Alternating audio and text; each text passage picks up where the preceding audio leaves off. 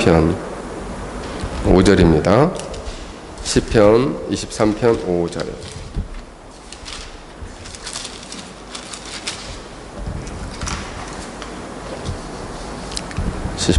시편 23편 5절 우리 다 함께 같이 제가 읽겠습니다. 주께서 내 원수의 목전에서 내게 상을 차려주시고 기름을 내 머리에 부으셨으니 내 잔이 넘치나이다. 제가 기도하겠습니다. 거룩하신 하나님, 이 시간 부족한 종이 말씀을 대언코자 하오니 성령 하나님 이 말씀을 밝히 열어 저희들에게 보여주시고 그 말씀에 착한 마음으로 순종케 하옵소서. 예수님의 이름으로 기도하옵나이다. 아멘. 오늘의 말씀의 주제는 이제 내 잔에 넘치는 은혜라는 주제를 가지고 하나님 말씀을 전하고자 합니다. 사람들은 이제 자기 영혼 안에 모든 사람이 영혼 안에 작은 빈잔을 가지고 있다고 합니다. 이 빈잔은 영원한 가치가 아니면 채워질 수 없는 잔이고, 하나님이 아니면 세상 그 어떤 곳으로도 채워지지 않는 빈잔이 있다는 것이에요. 하나님은 우리를 창조하실 때 도덕적인 형상으로 창조하셨는데, 그 도덕적인 형상은 하나님을 아는 지식과 그리고 또 하나님과 관계를 맺고 살아가는 거룩함과 사랑, 또 하나님의 뜻에 순종하며 살아가는 그 함으로써 이루게 되는 그런 의를 우리에게 주셨다는 것입니다. 그래서 인간은 원래 창조될 때부터 하나님을 사랑하고 하나님을 알아가고 또 하나님께 순종하며 살아가도록 창조되었다는 거죠. 근데 만약 우리 영혼 안에 이렇게 하나님을 알아가며 또 순종하며 살아가더라는 이 형상이 인간의 타락으로 말미암아 파괴되었다는 것입니다. 그러다 보니 많은 사람들이 이제는 이 형상으로부터 멀어지면서 어떻게 되었냐면 그 영혼의 빈잔이 더욱더 비게 되었다는 거예요. 왜냐하면 하나님을 알아가지도 않고 하나님을 사랑하지도 않고 그리고 하나님께 순종하지도 않는 삶을 살게 되었다는 것입니다.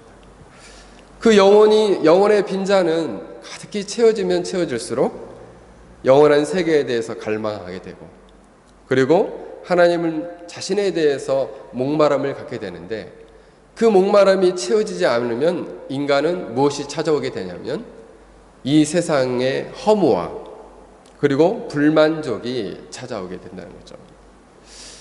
이제 어제도 한국의 유명한 배우가 극단적인 선택을 해서 죽게 됐어요.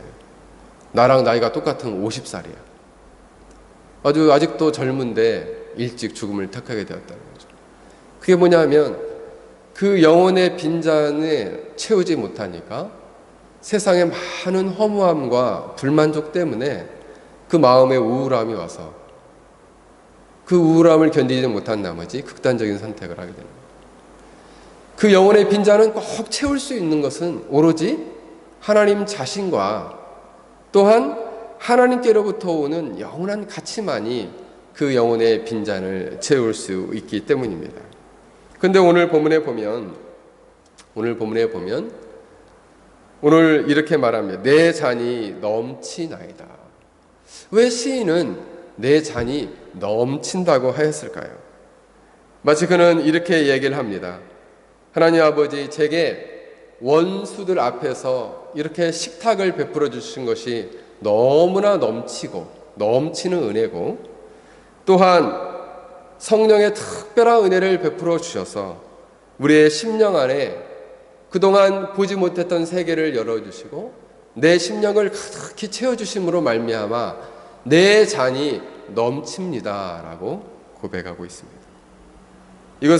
이 고백은 넘치는 기쁨이자 그리고 감사에 대한 고백인 것입니다. 시인은 사망의 음침한 골짜기를 지났어요. 그러면서 수많은 고통과 갈등을 겪으면서 마음 안에 상처를 갖게 되었다는 거죠. 뿐만 아니라 그 어려운 고통을 겪으면서 그 마음에 곤고했어요. 그런데 어떻게 그가 내 잔이 넘치나이다 라고 고백할 수 있었을까요? 그가 그 사망의 음침한 골짜기를 지나면서 하나님이 그를 보호하시고 함께하시고 인도하심을 경험했고, 급기야는 그를 공격하는 수많은 원수들 앞에서 그에게 식탁을 베풀므로 그의 육체를 채우시고, 그의 육체의 피로를 채우심으로 말미암아 원기를 북돋아 주시고, 둘째로는 놀랍게 그 영혼 안에 성령의 놀라운 은혜를 허락하여 주셔서 그 영혼을 채우심으로 말미암아 그가 내 잔이 넘치나이다 라고 고백했다는 것입니다. 여기 말레이시아나 중국에서 먹는 콜라는 탄산이 많이 없어서 이렇게 잔을 따르면 이게 넘치는 것이 쉽지가 않아요. 그냥 따르면은 그냥 공기방울 몇 방울 나오고 그냥 가득히 채워져요. 근데 한국에서 콜라를 따르면 하얀 거품이 확 일어나가지고 잔이 넘치듯이 마치 그 영혼 안에 그 영혼의 충만한 은혜와 사랑이 가득히 넘쳐나서 이제 됐어요. 하나님 그만 됐습니다. 내 잔이 넘칩니다. 라고 이 시인은 고백하고 있다는 것입니다. 바로 첫 번째로 왜 그는 이 시인은 내 잔이 넘친다고 고백하고 있을까요? 첫 번째가 뭐냐면 바로 원수의 목전에서 자신에게 상을 차려주셨다는 거예요. 여기에서 보면 원수란 말은 히브리 말로 차라르인데 적대시하고 괴롭히는 그런 여러 사람들을 지칭합니다. 시인은 자기를 괴롭히고 그리고 적대시했던 많은 원수들 앞에서 바로 놀랍게 그 하나님께서 자기에게 식탁을 차려주셨다, 상을 차려주셨다라는 말이에요. 여기서 상을 베풀어 주시다라는 의미는 슐한이란 말인데, 이 말은 아주 긴 상을 놓고 그 긴 상 위에 여러 가지 음식들을 놓은 것을 일명 잔치상을 베풀어 주신 것을 말합니다. 그러니까 길다란 상 위에 다양한 음식들을 차려주신 거죠.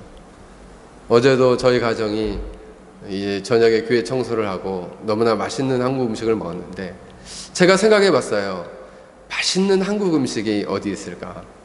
한국에 가면은 한정식집에 가면은 이제 궁중에서 나온다고 하는 궁중 갈비 같은 거, 궁중 잡채 뿐만 아니라 한식에는 여러 가지 음식이 있는데 생선 요리, 또 각양각색의 과자, 그리고 고기 요리, 그리고 다양한 회, 그리고 또 샐러드, 이런 것들을 가득히 채워놓는 거죠.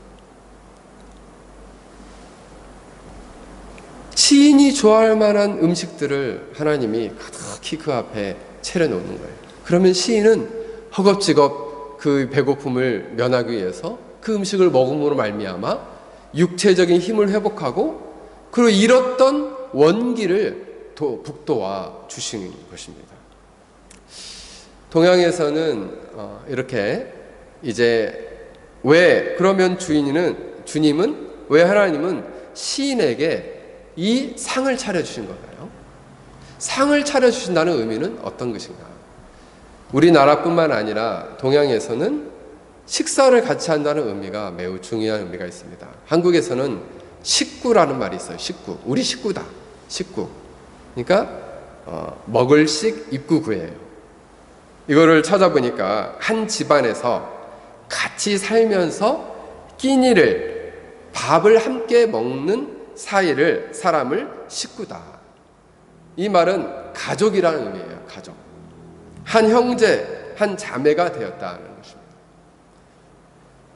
예수님도 이 땅에 오셔서 바리새인들이 예수님을 예수님의 삶 속에서 가장 많이 공격한 것이 있는데, 그게 바로 뭐냐면 죄인들과 세리들과 식사하는 것입니다.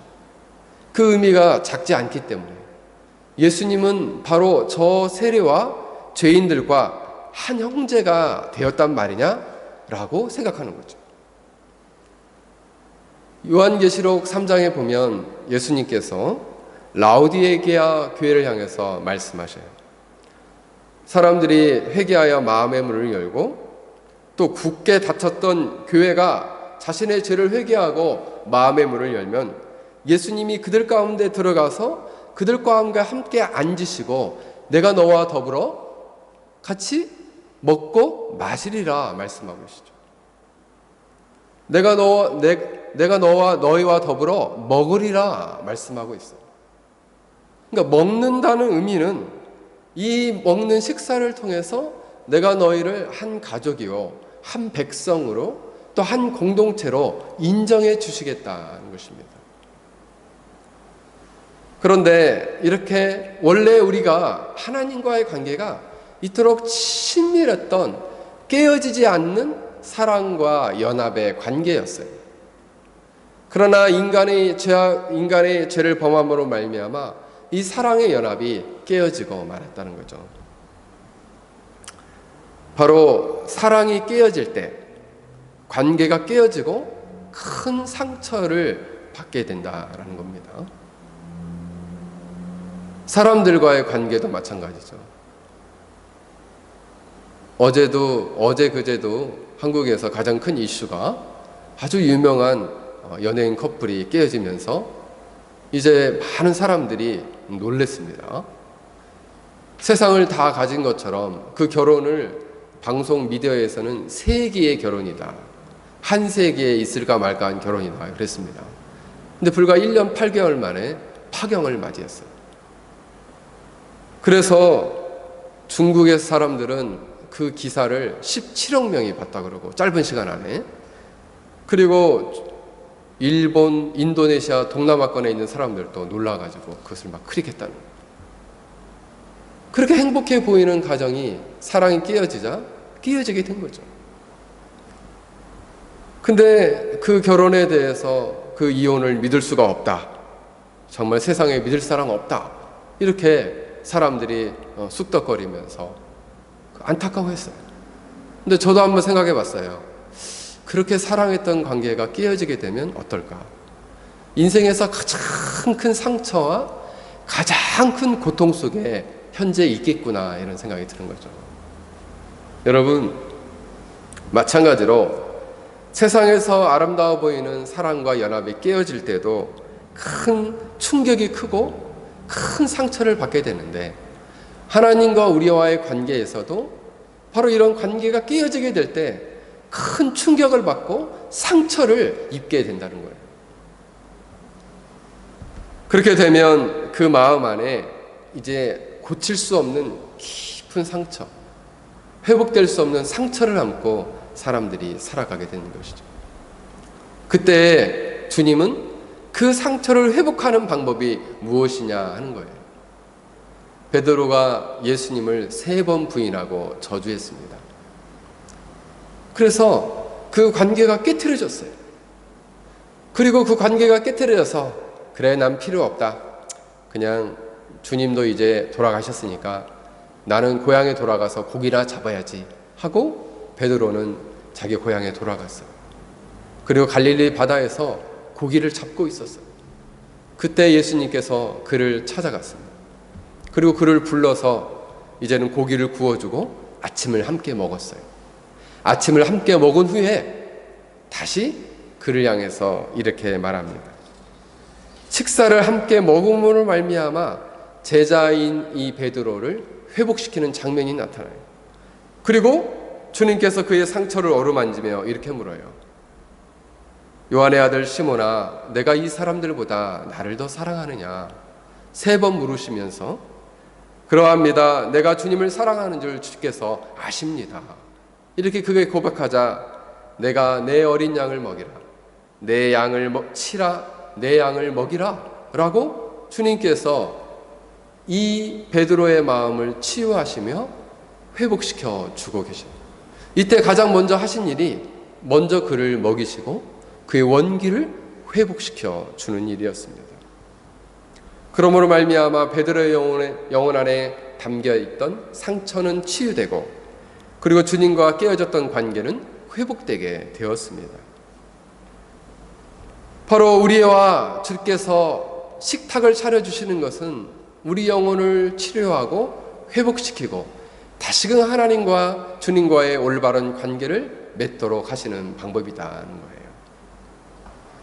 그래서 주께서 우리 원수의 목전에서 내게 상을 차려주시고 라는 말씀은 수많은 원수들 앞에서 이 사람은 나와 관계가 회복된 나의 형제요 자매요 나의 가족이다, 이렇게 말씀해 주고 있는 것입니다. 시인은 이렇게 고백하고 있는 것이죠. 바로 오늘 본문은 하나님께서 시인과 자신과의 관계를 회복시키는 장면입니다. 그리고 관계가 완전함으로써 많은 사람 앞에서 바로 이 사람은 나의 가족이니 원수들아 이 사람을 건들지 말아라, 만약 건들면 내가 너희들을 가만두지 않겠다라고 고백하는 장면이에요. 그러므로 우리 영혼 안에 우리도 알 수 없는, 우리가 때때로 우리 인생을 살면서 겪게 되는 상처가 있을 수 있습니다. 그리고 그 상처 때문에 마음 안에 깊은 고통이 있을 수 있어요. 그러나 우리가 이렇게 상처를 받을 때 그 상처에 집중하면 안 되고 그 상처 너머에 계시는 하나님께 집중하게 될 때 그 상처는 빠르게 아물고 회복되게 된다는 것입니다.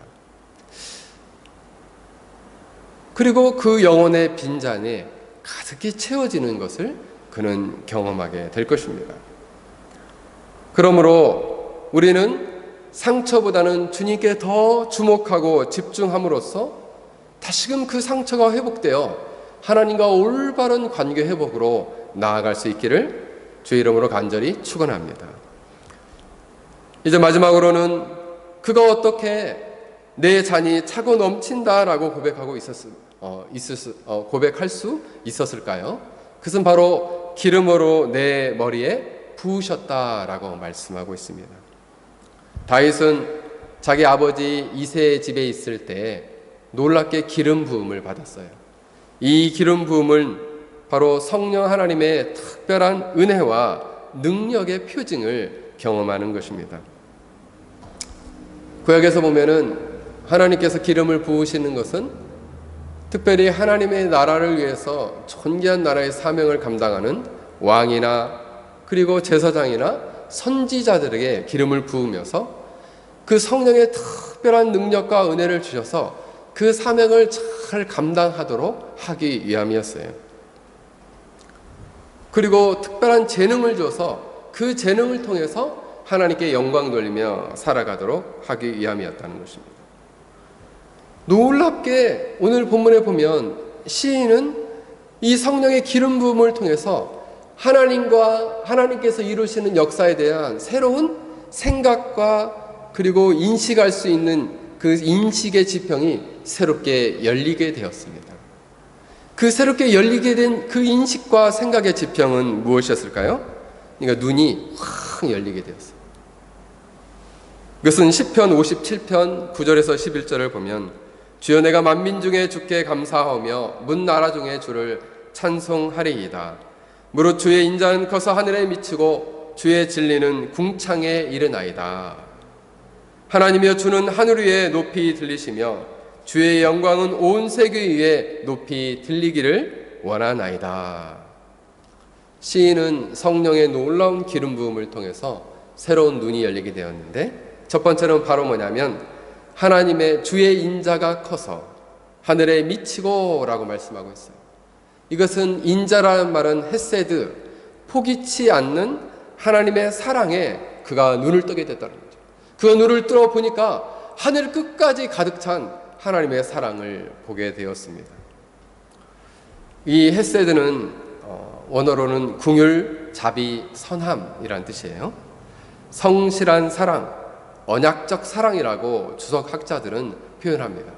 이것을 종합해 보면 하나님의 언약에 기초한 포기치 않는 확실한 사랑이 하늘 끝까지 가득 찬 것을 바로 이 시인은 보게 되었다는 것입니다. 여기서 하늘이란 말은 샤마임이에요. 하늘 끝까지 가득 찬 사랑. 이 사랑이 너무 크다는 것이죠. 미국에 칼 터틀이라는 목사님이 있었습니다. 그 목사님은 어릴 적에 너무나 가난하고 아버지가 너무 못돼서 이 아이를 학대를 했어요. 그러니까 아버지에 대한 상처가 너무 컸죠. 그럼에도 불구하고 그가 이제 예수 그리스도를 믿고 어느 날 하나님의 놀라운 말씀을 직접 듣고 싶었어요. 그래서 들로 나가서 기도했어요. 들로 나가서 기도하는데 하나님 저에게 좀 말씀해 주십시오 라고 기도하는데 15분도 안 돼서 기도를 접고 다시 돌아왔어요. 이건 소용없는 짓이다. 하나님이 나에게 직접 말씀하시겠는가 하고 다시 집으로 돌아왔어요. 그래서 집에 돌아와서 이제 실망한 채 집에 돌아와서 이제 자고 있는 자기 딸 이름이 제커리였는데 제커리 방으로 갔어요. 그리고 2살 된 제커리를 가슴으로 이렇게 안아 올렸어요. 그리고 그 아이를 보니까 갑자기 그 아이를 향한 그 무한한 사랑이 자기 마음에 솟아오르는 것을 느꼈어요. 그래서 이렇게 얘기했어요. 사랑하는 제커리야, 사랑하는 아들아, 내가 마음을 다해 너를 사랑하고 무슨 일이 생기더라도 내가 너를 꼭 지켜주고 그리고 내가 너와 함께 할게. 그리고 나는 언제나 너의 아버지가 되고 너의 친구가 되어줄 것이다. 내가 어디에 있든지 무슨 일을 하든지 내가 너와 함께 할 것이다. 그리고 이렇게 아이를 안고 고백을 하는데 마치 하나님이 또 자신을 그렇게 가슴에 안으면서 이렇게 음성이 들리는 거예요. 칼, 너는 내 아들이고 내가 너를 사랑한다.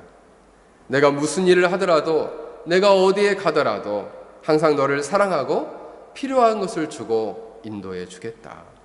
이런 말씀이 갑자기 확 깨달아졌어요.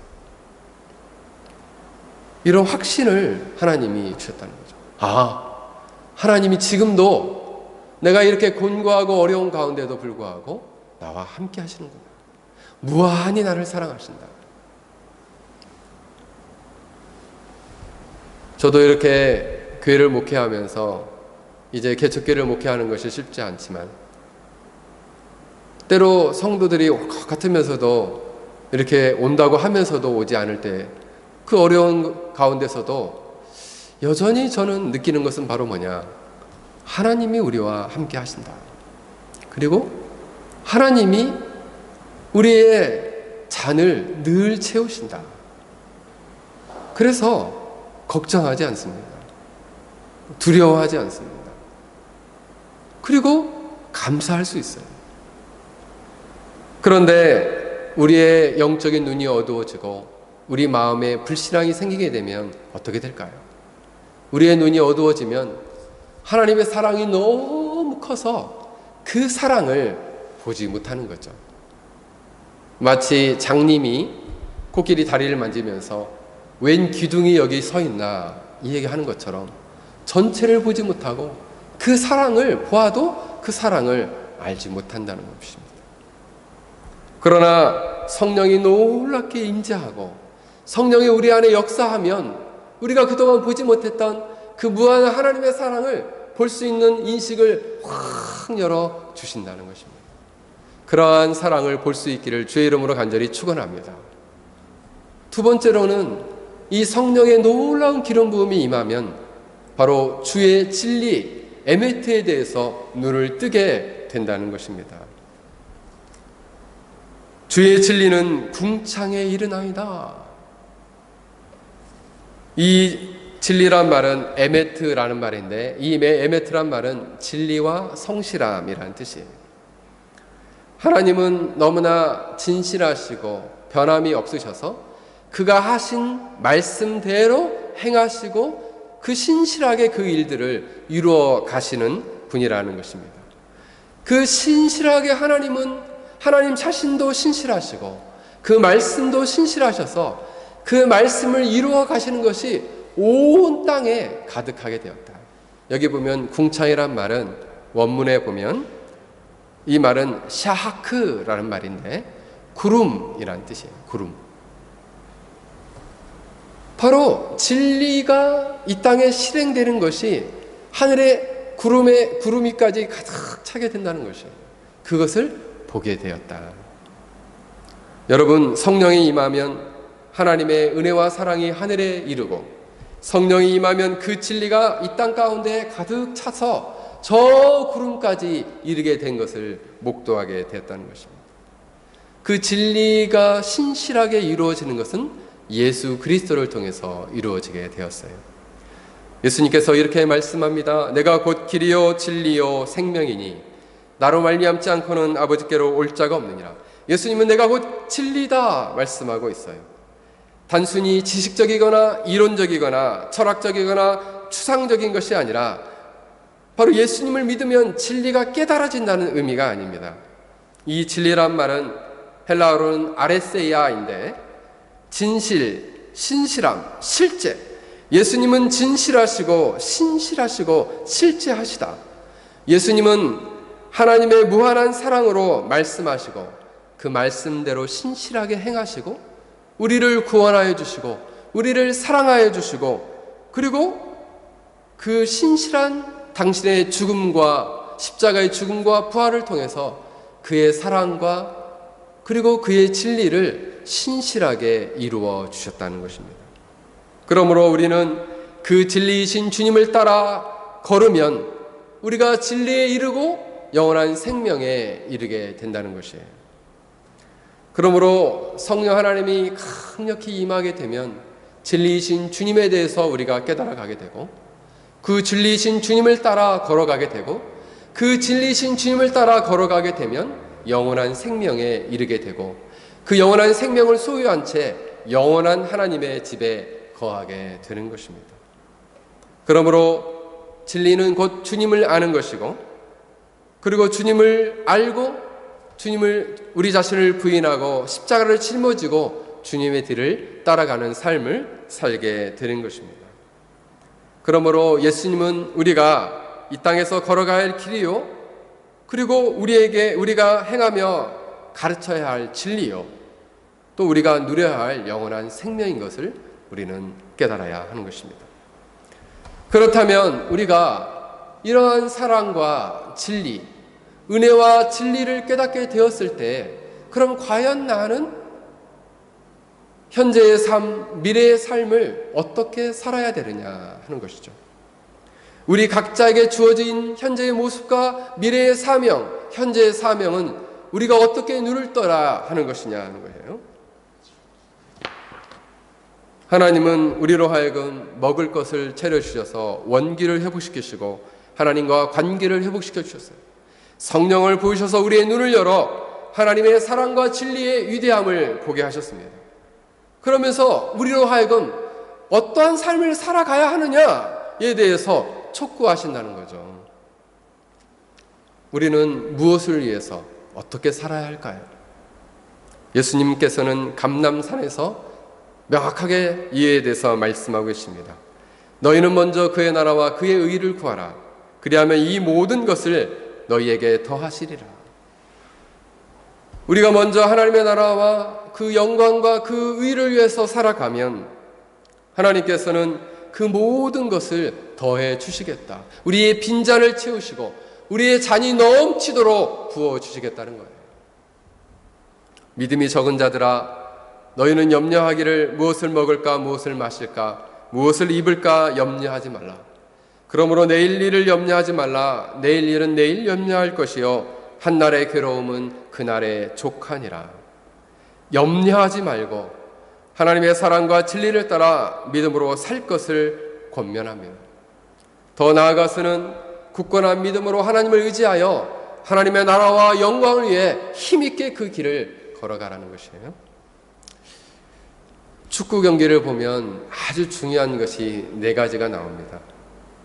경기에 대한 뜨거운 열정, 그리고 뛰어난 기술과 전략, 후반전까지 지치지 않는 체력, 그리고 선수들 간의 협동심, 이 네 가지입니다.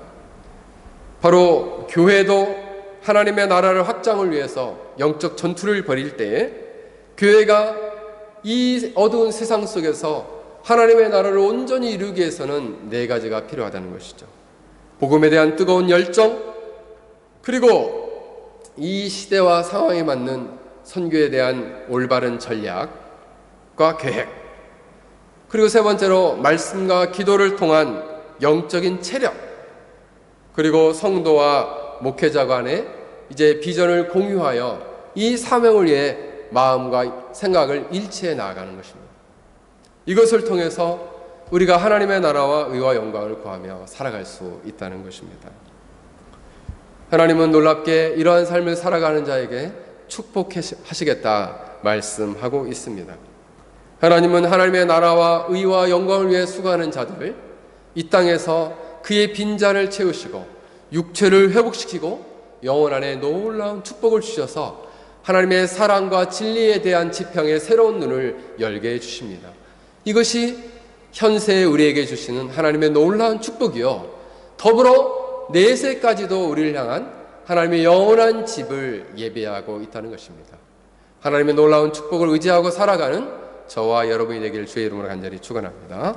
우리 한번 같이 기도하겠습니다. 말씀을 생각하며 우리 한번 기도합시다. 하나님께서 참으로 이제 우리는 이 페낭 열린교회는